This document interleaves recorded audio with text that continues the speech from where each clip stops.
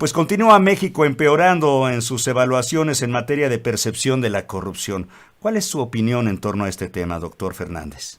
Pues el índice de percepción de la corrupción que presentó el día de ayer Transparencia Internacional y Transparencia Mexicana en su capítulo aquí en nuestro país, pues vuelven a confirmar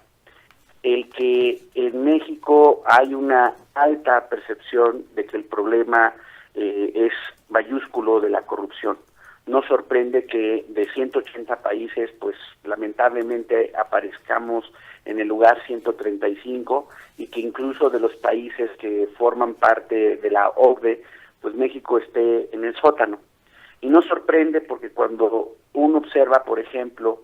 los hallazgos que reportó la Auditoría Superior de la Federación el día de antier, en donde hay desvíos de múltiples dependencias y problemas serios para explicar cómo se utilizaron miles de millones de pesos en el país, pues claramente saltan las redes sofisticadas de corrupción que hasta ahora no han tenido un castigo ni en términos penales ni administrativos y por lo tanto esta impunidad se termina reflejando en que la opinión pública tenga una percepción tan negativa sobre el problema de corrupción en nuestro país. Y en medio de los cotidianos casos de corrupción que día a día damos cuenta en estos espacios y en los medios de comunicación, bueno, también hay claros signos de desinterés por los partidos políticos, doctor, para la instalación de un sistema nacional anticorrupción y para contar también ya con un fiscal anticorrupción. ¿Qué opina sobre este tema? Pues sí, a veces es frustrante, pero al mismo tiempo trato de pensar que tiene que ser un motivo más por no dejar la lucha de parte de la sociedad civil, de parte de la academia y en general de la sociedad, de no nos podemos resignar ante la indolencia o el cinismo que trata de bloquear los esfuerzos, en este caso tanto del Sistema Nacional Anticorrupción como de los sistemas en los estados anticorrupción. Simplemente vean lo que está pasando en la Ciudad de México con una asamblea legislativa que ha sido no solo omisa, sino varios de sus legisladores han tratado de mañosamente capturar las instituciones que van a formar parte del sistema local de anticorrupción en la Ciudad de México y en donde este mismo tipo de prácticas se observa en otros estados del país y en donde el común denominador es que hay un número importante de miembros de la clase política que no es que no les interese, es que más bien pareciera que no les conviene que funcionen instituciones adecuadas como la Fiscalía General de la República, por lo tanto nombrar a un fiscal anticorrupción, por lo tanto ahorita no tenemos titular de la Auditoría Superior de la Federación y en el proceso que se empezó a hacer a finales del año pasado, pues hubo problemas serios de falta de transparencia en explicar cómo iban a seleccionar a la terna que al final, precisamente por esta falta de transparencia, no han llegado a un acuerdo y hay controversias sobre algunos de los que están considerados en esta terna. Por eso también esta clase política no ha nombrado a los 15 magistrados de las salas regionales y a los 3 adicionales de la sala especializada del Tribunal de Justicia Administrativa, que son los encargados de juzgar en términos administrativos acciones que estén asociadas a problemas de corrupción. Estas faltas de nombramientos, pues sí, digamos que merma la posibilidad de tener eficacia de estos sistemas anticorrupción. Y si me permiten, o sea, sí quisiera compartir con su audiencia y con ustedes también las consecuencias de esta falta de nombramientos. Porque, por ejemplo, como no hemos nombrado fiscal anticorrupción, las reformas al Código Penal que establecen penas más fuertes contra delitos asociados a la corrupción no han podido entrar en vigor porque la ley establece que para que entren en vigor tiene que haber nombramiento de fiscal anticorrupción. En el caso de la ley de responsabilidades que es la ley que juzga en términos administrativos acciones asociadas a la corrupción, esa ya entró en vigor, pero los delitos o las faltas administrativas graves que se estén cometiendo desde que entró en vigor hace unos meses, si la autoridad ahorita se diera cuenta y empezara la autoridad, en este caso Secretaría de la Función Pública y los órganos internos de control de las dependencias, empezaran a hacer las investigaciones y llevaran el caso ante el Tribunal de Justicia Administrativa, no puede juzgar ahorita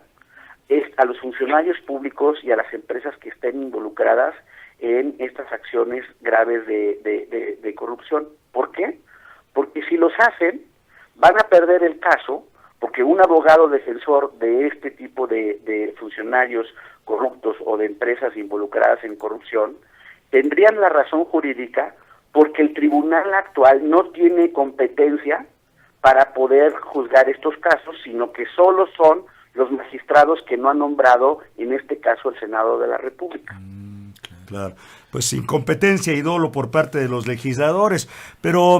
doctor Fernández, además de insistir, la ciudadanía en que se active el Sistema Nacional Anticorrupción, la Fiscalía Anticorrupción, ¿vislumbra usted otras medidas que pudieran adoptarse para combatir este problema? Pues de entrada hay una cosa que creo que es muy práctica y no es un sueño guajiro. Creo que sí tenemos que, como ciudadanos, de entrada, utilizar el primer instrumento que tenemos a nuestra disposición, que es el voto. Acudir a las urnas en el 1 de julio y castigar a aquellos partidos que se están queriendo hacer guaje en la lucha anticorrupción, de entrada. En segundo lugar, sí me parece que tenemos que ser autocríticos también los ciudadanos, porque esto no es una cuestión solo de la clase política, como si la clase política viniera de Marte y el resto de la ciudadanía fuera buena y prístina. Lamentablemente, el problema del cáncer de la corrupción está muy extendido en nuestro país. Y una de las razones por las cuales está extendido no es la cultura, como piensa el señor presidente, sino que como las instituciones del Estado mexicano, encargadas de investigar y prevenir y castigar problemas de corrupción, no funcionan adecuadamente, pues empieza a haber impunidad y la probabilidad de que sea uno castigado por actos de corrupción es muy baja. Y ante ese escenario, muchas personas se les hace fácil o entrar al círculo de la corrupción o resignarse ante el círculo de la corrupción, o tienen temor de denunciar actos de corrupción, porque como no hay incluso buenas protecciones del propio Estado mexicano a aquellos testigos que están dispuestos con valor civil a denunciar actos de corrupción, pues entonces tampoco le puedes pedir al ciudadano en ese sentido que sea héroe o kamikaze. Y cuando juntamos todo eso, obviamente por eso observamos que empieza, por de alguna manera decirse malamente, a socializarse el fenómeno de la corrupción. Y sí tenemos que entender, colegas, cuáles son los costos para todos, para la sociedad en su conjunto, de que sigamos por esta ruta. Simplemente